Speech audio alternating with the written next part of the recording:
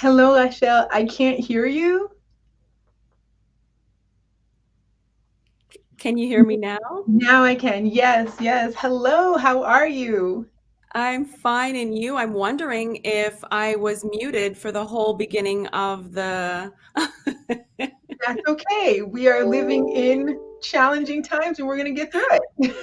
We are. I believe I was on mute the whole time for the introduction. We'll get through it. So if you can, I had already introduced you while I was on mute. So if you can give us a brief bio, a brief introduction, so we can get to know you a little bit better. Sure, sure. Well, first, thank you again for having me on the show. I am a fan as well as a guest today, but a fan of your show. So I'm humbled and I'm delighted to be here with you. My name is Bertine Crevecoeur West, and I am the Chief Executive Officer of Westbridge Solutions. And it's essentially a management consulting company, and we focus on three main aspects, which is DEI, cultural competence included in that, soft skills, and language access. And so I started out as a solopreneur, and since about, I want to say 16 years now, I've been able to grow and develop the company where we serve people locally and globally, and we serve various industries. And we basically show them not only the what of DEI, but the how, the why, and the where. The how, the why, and the where. And Mhm. we're going to get right, dive right in. So, I was looking at, your bio, and then I realized that there's just so much that we can cover when it comes to, unconscious biases. Mhm. And, our audience always has wonderful questions. But to start off, to mitigate unconscious bias, we need to start by admitting and accepting that we all have prejudice, right? And misconceptions as well, both conscious and unconscious. For sure. How do we go about doing this, you think? Without, Well, giving away all your gems, but mhm. for the audience today, how would you go about doing this? Well, I never believe in telling people to do something that I myself have not done. And so that especially comes to the hard work of it all. So, my favorite quote is from Socrates, and it says, Know thyself. And so, what that means to me is doing an internal SWOT analysis, right? Acknowledging my strengths, my weaknesses, my obstacles, and my threats. Sometimes the obstacles and the threats are from within, right? So, that's the opportunity for us to start to break down who we are so we can build ourselves up to and into the people that we strive to be. So, part of that is acknowledging our unconscious biases, delving deep into ourselves to see, have I always been someone that's been inclusive? What do I think about people that are different from me, not only racially, but across every aspect of diversity and what that means? Do I find myself to be somebody that is fearful of others? And if so, why is that? What is my trigger? Because once we know our triggers, we can then start to really reframe our thinking. Because again, for all of those internal triggers are the way we want to show up in the world, and the behavior that we want to share with others, and the relationships that we want to manifest. We first got to know, why do I feel a particular way about a particular thing? And if so, should I change that thing? And how do I change that thing? Right. You said something that was really interesting about triggering. And I think what happens when we get triggered, we go in an instant fight or flight response. Mhm. And that's instant. How do you know you're going into that flight or fight response when you're being triggered? Well, I'm also going to add another F in there. I think we go into fight, flight, or freeze. And so for me, because it's something that happens instantaneously, that doesn't mean that we can't change that behavior, because we have our brain is divided up into two parts, and I'm not talking about the hemispheres. I'm talking about our modern brain versus our ancient brain. And so our ancient brain, that's our reptilian brain. That's the part of us that loves patterns. there's a reason for it. It's to protect us from something. And so the brain is this huge data center that's always taking in new information. So once we take in a piece of new information, and that could be an experience, a triggering experience or a joyful experience, right? Once we take in that new information, then a process is created, a neural pathway on how we're going to react, right? And that's what the reptilian brain, how it's served to benefit us. But that can lead to us creating stereotypes, and that's how it does us a disservice. So your inquisitive brain, that's a side of your brain that wants new experiences, new adventures, and wants to get out there and be adventurous. And what that looks like from, the DEI standpoint is that's the part of our brain that wants us to engage others and learn about other people besides ourselves and things with which we're familiar. Right. When you talk about the reptilian brain, can you elaborate on Sure. that a little bit further?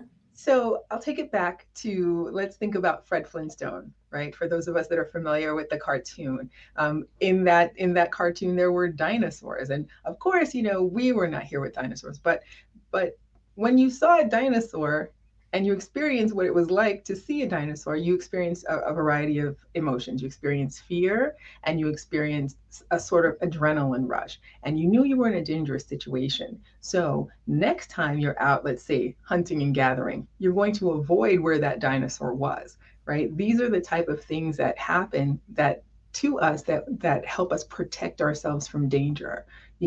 If I'm crossing the street and I don't look both ways, for a more modern I example. think we lost you. Uh-oh. Oh, now we hear you. Okay, so if I'm crossing the street, for a more modern example, and I'm jaywalking and a car nearly hits me, the next time I'm crossing the street, I more than likely won't jaywalk, because if I'm on the corner, I'm more than likely to be safer. That's another way that our reptilian brain starts to work and create these kind of new processes that we do. Right. So it prepares us, or actually it prevents us from going into that same situation. Yes, but And it's that's where we double-edged become sword. protected. I'm Yes. sorry, go ahead. Yes, indeed. It does protect us, but it's a double-edged sword, because if we rely on doing the same thing all the time, we're going to achieve the same response. And so that's when the other side of our brain, the inquisitive side of our brain, the modern brain, that's the part that should prompt us to ask questions, to explore different pathways to different things, right? That's getting to know different people on a more deeper level. And even in the workplace, there are action steps that we can take to include people, create a sense of belonging, create a sense of community at work where people can show up as their authentic selves. And when that happens, employees who feel, and teammates and colleagues who feel that they're in a welcoming space, are going to be more productive as a team and as individuals, and thus create a more productive and happy organization. Right. It's interesting how you said that. I think also what happens is we do everything on such an unconscious level Mm-hmm. Mm-hmm. that when it's finally when that courageous conversation comes to the forefront, then I believe also there is a communication or a language that needs to be used so that the person doesn't take it personally. Because I think a lot of these conversations, right? I think a lot of these conversations are crucial, in the work that you and I do. Mm-hmm. But I think I believe also there's a level of, there has to be emotional intelligence involved and understanding where the other person's coming from to be able to address all these situations to have this conversation. Do you agree? Absolutely, absolutely. As somebody that was a professional interpreter for well over 10 years, I learned the importance of words and how we should use them and why and when we should use them. The same thing applies to us being DEI practitioners, right?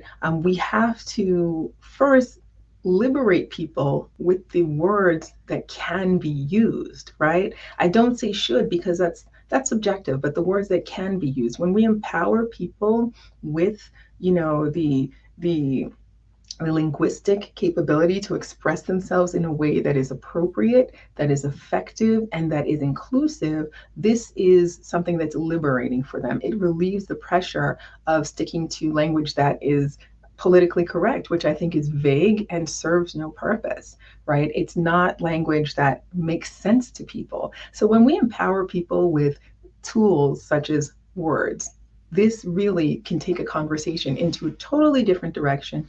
And when we give them strategies that they can employ when using these words, this will help them build their emotional intelligence and become resilient as they do so. And soon it becomes like riding a bike, right? So we first have to be open to this. We have to acknowledge it. And that means, that SWOT analysis, like I mentioned, but then creating psychological safety for ourselves and for others. And by using the appropriate words, we really are opening the door to new discussions that are broader, deeper, and truly courageous. Right. I like that, about being courageous and implementing the words. How do we hold, as leaders, w- how do we hold accountability Mhm. for actually what is happening in our minds? Well, we have to, call ourselves up, and we'll call ourselves in and call ourselves out, right? And so sometimes that can lead to calling ourselves up. So we have to do the work first for ourselves. So if we are, with each new piece of data that our brains receive, right, with each new experience that we have, we need to think about, truly and intentionally think about our behavior and how it's impacting others and how it's impacting us. The way we act has, and the way we think. If you think about it, I recently heard this, that the our mood, our attitude is determined by what we're thinking 30 minutes prior. Right. So we have to mentally prepare ourselves. And for me as a practitioner, when I walk into a training or a learning experience, I let, be it virtual or in person, I let everyone know that I'm creating a space. We have a community agreement where we're creating a space for psychological safety. Now, I assure them of this by telling them that there's nothing that they can say that will offend me, right? Now, I have to commit to that. I have to call myself up to that. And sometimes in this work that we do, we hear things that as lay people would offend us. But, as I want to say, as just brave leaders in this field, and a leader can be anyone and everyone, from the receptionist who's the gatekeeper at an office to the chief executive officer, right? Anyone can be a leader, but we have to call ourselves up to that by always holding ourselves accountable. That means in my personal life, if I am around a group of people and someone says something that I found untoward, or I don't think is inclusive, or I think is offensive, based on a certain set of criteria, I have to speak up about that. I have to speak up when no one's watching, right? I have to speak up to myself and I have to speak up to others. So the way in which I would do that would be either to call it out or to call it in. And when we're calling something in, we're asking somebody else to be empathetic and compassionate and to think about what they're saying and how that could affect someone. When we're calling it out, we're saying this is wrong.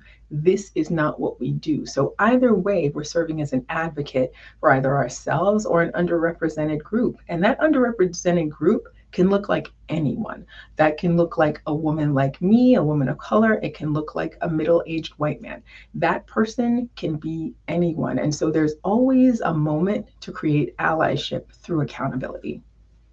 Absolutely. Why do you think it's essential to acknowledge in the workplace? You probably touched upon that earlier, but to reiterate for people who are just joining in, why do you think, unconscious bias is essential to acknowledge in the workplace? I think it's essential because we're all in this together, especially when we're dealing with a pandemic, right? This is a once in a lifetime experience for all of us, unless you're 100 years old and plus, right? So this is a once in a lifetime experience, and hopefully we won't experience another one again. But if we ever did, we would be prepared and more resilient. I think on a human level, it's going beyond it being the right thing to do, it's the necessary thing to do. We want to make sure that everyone who shows up at work can feel safe, can feel heard, and can feel empowered. We want for them what we want for ourselves. And, you know, in our work as practitioners, again in DEI, I strongly believe in the platinum rule: do unto others as they ask us to do unto them, because we each need different things. So when we do this, this is where we're creating equitable allyship. This is why accountability matters. And in the workplace, we are all working in teams, even if we feel like we're not. If, you know, you're one person in front of your laptop, you know, you're still a member of a team. So Right. what I want for you is what I want for us all. Right. And I think that's where the work begins. Like you mentioned earlier, the work really begins within us, and it's that platinum rule. So I think once we have the capability of understanding uh, that, there is no really right or wrong way, but there is another way to modify the way we think so we can create a new story. Because I think the unconscious biases also starts with a story. And Mhm. we carry that story around with us well into adulthood. The story could have started. I have a 7-year-old daughter, and her story's already starting. And I catch her in her story, Mhm. and I have to flip the coin and say, well, did you think about this? And did you think about that? And, and how to address it. And because she's still so young, that I'm able to undo her already, implicit biases or explicit biases that are occurring. Because when she goes to school, then for 6 hours, a whole bunch of thoughts are occurring in her mind. Most definitely, most definitely. And I have a young son who's 13, and you know, we have to be intentional about the stories that we are helping them create for themselves. And I think one of the ways that we have to do that is by, yes, having those conversations with them, but also modeling what it looks like to be fill in the blank, right? You're modeling for your daughter, as I'm modeling for my son, what it looks like to be an empowered person. An empowered person is different. That definition is different for different people, but we are, you know, women who make use of our agency, of our privilege, of our capabilities, right? We have to show them that, you know, we are not defined necessarily by one particular thing. We are, you know, just a broad range of things. This is where intersectionality takes on its form. And this is the best time to educate people, anybody, be it children or adults, is right now. Right. I agree. Absolutely. It is right now. I think after the murder of George Floyd, there is, we see things a little bit differently, and the conversations definitely need to change and come to surface on how we think and how we believe. So I completely agree with you. So when do you think that the biases occur in the workplace? I think they occur like quite honestly every day. Um, Yeah. I feel like they occur very slowly and all at once. It's like drops of water, right? First you see like, oh, it's sprinkling outside, then it becomes a rainstorm, then it becomes, you know, a hurricane, then it becomes, you know, a tidal wave, then a tsunami. And it gets to those points because we freeze or we flee. And sometimes, I don't want to say fight is necessary, but sometimes what the fighting looks like is that courageous conversation. We also can call that advocacy, right? We need to get through these conversations, not go around them, not try to go above them, not try to go below them, right? We need to get through them. And that means knowing what is before us, calling a thing, as my friend Don Christian likes to say. You know, we have to give whatever is happening its proper name. We have to call out microaggressions. We have to create boundaries. These things are very, very important. I was just reading a book by Dr. No, not Doctor, by Lovey Ajayi Jones, and she was speaking about boundaries in her book Professional Troublemaker. It's a really great read, so I highly suggest that everyone who hasn't read it, read it. It's a great book, but she was talking specifically about boundaries, and we as women in particular don't set boundaries as often as we should for ourselves because we want to be seen as non-confrontational. We want to be seen as the nice person to work with. We want to be seen as fill in the blank, right? Whatever thing we consider positive, we want to be seen as such. But what price does that have for us, right? For instance, I can tell you on many occasions, strangers that I don't know have wanted to touch my hair and have done so, and I'm shocked when I turn around and I just think to myself, why would you want to do that? We don't know each other. This is not the place for that. This is work as well. So, something as simple as just that, even if somebody asks me, can I touch your hair? The answer is no. Why do you need to, touch any piece of my person, right? Setting boundaries like that, people, there's an opportunity to have a conversation about, well, this is why I don't think that's appropriate, right? And then you say what that is, but also too, it's a necessary thing to do for us to create psychological safety for ourselves. And I'm just using one example, but there are so many others. Even today, I was speaking to a friend, and she happens to be Black, and her colleague happens to be white. And her colleague asked her, just the question, explain Candace Jones to me. Now, that's not my friend's place. It's not anybody's place to explain someone to you. That's what Google's for. That's what research is for, right? So for me, I could say that's a microaggression, but I needed more context, which she provided me with. And she said this is a friend of hers at work. And that opened the door to a conversation about, and not to harp on any one particular person, but this opened the door to a greater conversation about why people behave the way they do and what's behind that. So it was a conversation that led to an empathetic and compassionate exchange, right? But that's because we had more context. So microaggressions need to be called out, but they can also, when they occur and we do call them out, there's an opportunity there for growth. Right. And again, like you said, I'm reiterating what you said, but you needed the context. And I think when we have the context, we can better address it. I've been asked a plethora of times. I grew up in Montreal for about 35 years, and then I moved to South Florida in 2005. But I would say for the most part of my life in Montreal, I was asked, oh, you speak French? Or, oh, you speak rather well for a Haitian person. Mm-hmm.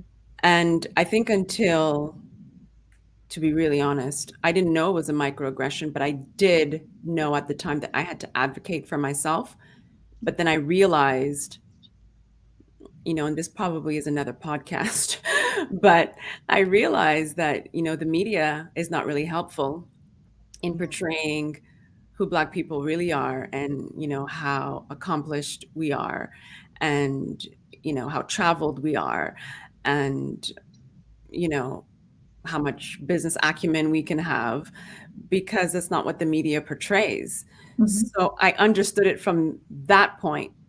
And again, I'm reiterating, after George Floyd was murdered, it's when I realized there were actual terms to everything that I had been through and Mm-hmm. everybody else has been going through for 400 years. Mm-hmm. And I dare say that's only for American history, right? Think Right. about the broader context, right? Global history. I love what you said about representation, right? With regard to the media. A part of that is because people don't see us, but also being Black people, right? We are often put into a box as having a monolithic experience, right? And as the child of Haitian parents, Haitian American, myself being Haitian American, I identify as a Black person. I identify as a Haitian American. I identify as a Latin and Caribbean person. And so when people hear me say Haitian people are Latin, they get confused. Or if they hear me speak Spanish, they get confused. Or if they hear me speak French, they get confused. And for me, this is not confusing. So it's a moment for me to call them in, right? Right. And say, well, what do you know about Haiti and Haitian culture and Haitian people, right? Right. And this has happened, this type of conversation, has happened with other Black people who are non-Haitian. And that's why, I say being African American is an ethnicity, being Haitian is an ethnicity, being Jamaican is an ethnicity, Ethiopian, Eritrean, and so on and so forth, right? We're not a monolithic group of people. We have different cultures, different languages, different food, different music. And that is the beauty of being a part of the African diaspora as we know it, right? And I think that's why unconscious bias is such an important topic, because it shouldn't be limited to just race, right? It should be limited to every data point on the DEI spectrum, right? Neurodiversity, socioeconomic class, disability, and we have to call things by their proper names. And this is why things like words that are politically correct, like differently abled, they are actually insulting to people and they're dehumanizing to people. It's really important, and these are advocates of people with conditional people who have or experiencing or living with particular conditions. They will be the first to tell you this is this is that. We have to call things by their proper names, right? And so even things like ethnicity, I make it a point to talk about that because it helps us, kind of bridge the gap that we tend to have because of a lack of information. And this lack of information can lead to unconscious biases in the workplace all the time. All the time. I Yeah. agree. I agree. This is this has been a wonderful conversation. We can definitely touch upon it another time. It's been phenomenal to have you on. As we reach the top of the Diversity Connects Us hour, I hope you all have enjoyed this conversation. I want to encourage you to connect with Bertine Crevecoeur on LinkedIn. Thank you so much for all the information you shared. It was a great pleasure to have you. This podcast highlights lived experiences and inspirational stories of strength and tenacity.